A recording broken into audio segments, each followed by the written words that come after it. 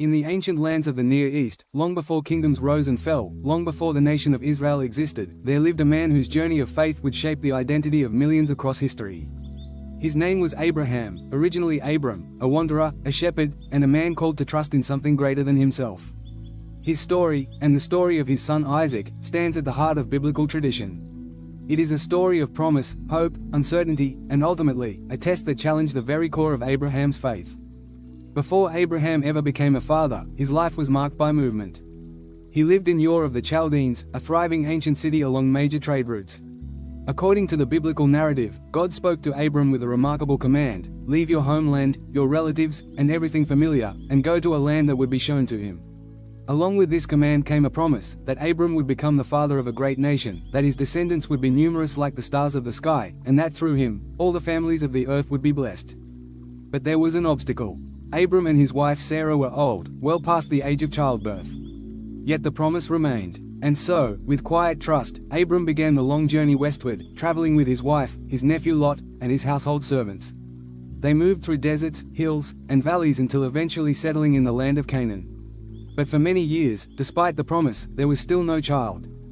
The biblical story describes several moments when God appeared to Abram, reaffirming the covenant. One night, God told him to look toward the heavens and count the stars if he could. So would his descendants be. These assurances strengthened Abram, yet the years continued passing with no child. Sarah, burdened by the weight of waiting, suggested that Abram have a child through Hagar, her servant. Hagar gave birth to Ishmael, but tensions grew within the family. Then, when Abram was 99 years old, something extraordinary happened. God appeared to him again, renewing the covenant and giving him a new name, Abraham, meaning, father of many. Sarah was also renamed, and a promise was made that she, despite her age, would bear a son. Sarah laughed when she heard this, not out of disrespect, but out of disbelief. Yet the promise remained. Finally, after many years of waiting, Sarah gave birth to a son. They named him Isaac, which means, he laughs, a reminder of the laughter that had accompanied the moment of promise. For Abraham and Sarah, Isaac was more than a child, he was living proof that what had once seemed impossible had become reality. Through Isaac, the covenant would continue. Through him, the future nation would be born. Isaac grew, and the household found joy once again. But the story soon takes a dramatic and deeply challenging turn. One day, God spoke to Abraham and issued a command that has puzzled, moved, and challenged readers for thousands of years.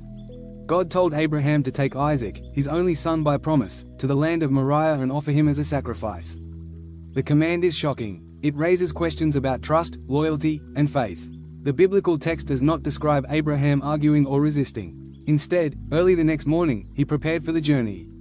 He gathered wood for the offering, took 2 servants, and set out toward the mountain. For 3 days they traveled, a journey filled with silence, tension, and unspoken thoughts. When they neared the destination, Abraham told the servants to remain behind. He and Isaac continued alone. Isaac noticed the fire and the wood but asked an innocent question: "Where is the lamb for the sacrifice?" Abraham replied, "God himself will provide." It was a statement layered with mystery, hope, and perhaps fear. When they reached the place God had indicated, Abraham built an altar. He arranged the wood, and then, with a heavy heart, he prepared to do what he believed he had been commanded to do. But at the very moment he raised the knife, a voice from heaven called out, "Abraham, do not lay a hand on the boy." It was a divine interruption that stopped the unfolding tragedy. A ram appeared caught in a thicket nearby, and Abraham offered it instead. This moment is known as the binding of Isaac, or the Akedah. It represents a test, not a desire for harm, but a demonstration of the depth of Abraham's trust. Through this test, the covenant was reaffirmed. God promised once again that Abraham's descendants would become as numerous as the stars and that through his lineage, nations and kings would arise. Historically, scholars see this moment as more than a personal test. In the ancient Near East, child sacrifice was tragically common among some cultures.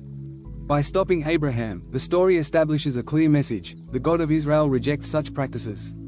Instead, the story emphasizes obedience, faithfulness, and divine provision. For Isaac, this event marked a turning point as well. He survived the test and later continued the covenant lineage, eventually becoming the father of Jacob, whose 12 sons formed the tribes of Israel. The survival of Isaac ensured the continuation of a story far greater than one family, a story that would shape the identity of an entire people. Today, the story of Abraham and Isaac remains one of the most profound in Scripture. It speaks of trust even when the path is unclear. It explores the tension between promise and challenge, between fear and faith. And it reminds readers that sometimes, the greatest tests appear in the silence of uncertainty. Abraham is remembered not because he was perfect, but because he chose trust when trust seemed impossible. Isaac is remembered not only as a promised child, but as the carrier of a covenant that would echo through generations.